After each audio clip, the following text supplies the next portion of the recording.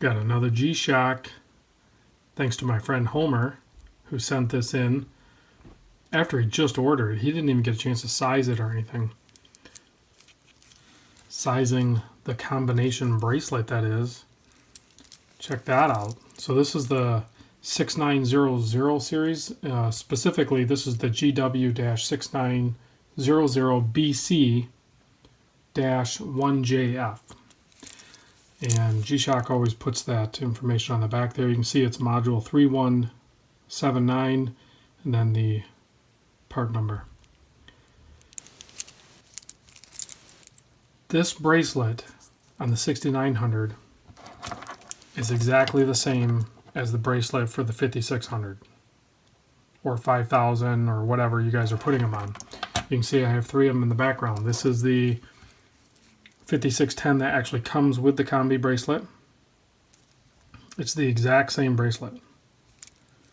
So when you're looking for the bracelet, if you're looking for just the bracelet, you guys, you can search the 6900bc, or you can search this one, which is the gw5600 or gw-5610bc.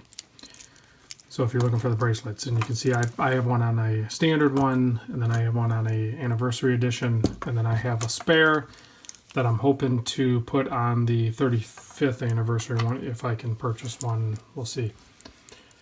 But that is also another cool option to know that it was on the 6900.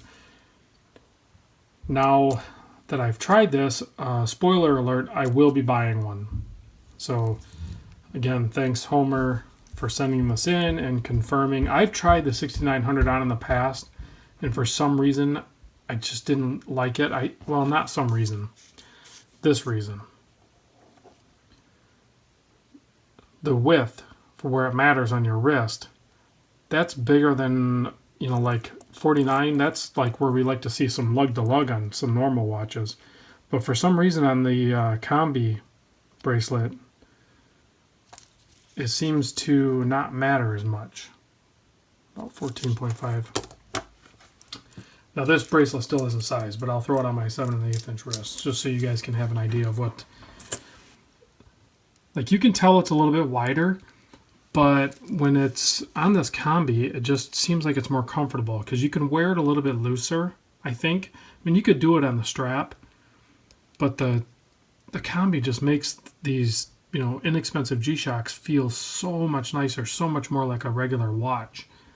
So it's a nice blend if you're used to wearing, you know, nice stainless steel watches and nice metal bracelets, which I am, and then to jump over to a G-Shock, if you can have that combi on there, that combination bracelet, it just helps so much. Plus with,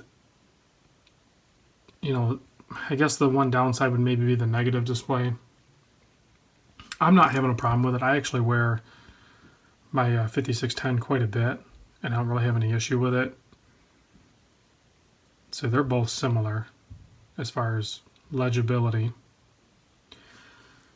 But the 6900 has those three sub-dials up top, which kind of add to the look and feel of the coolness of it, I think. You know, you got your seconds counter there. Then this one here will show you what things you have selected. I don't have anything selected.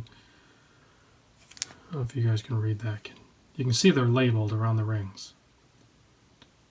So you can see over on the left there, there's a low, mid, high for the solar charge, and it's on high, and the power save mode is on.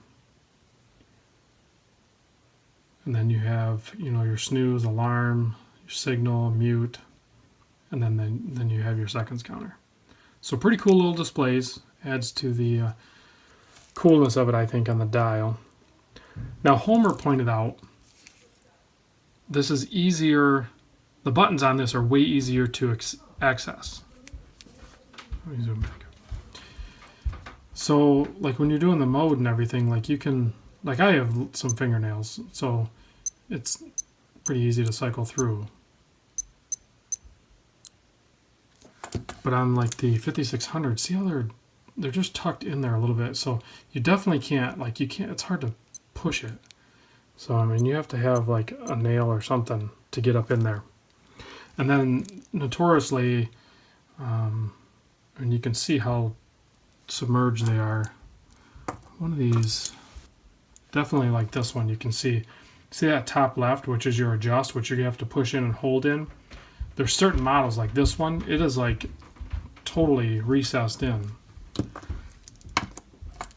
With the 6900, they're pretty much all easy to access.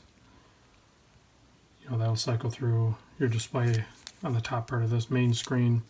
Then you have your adjust button, you can just hold it down and then you can cycle through things.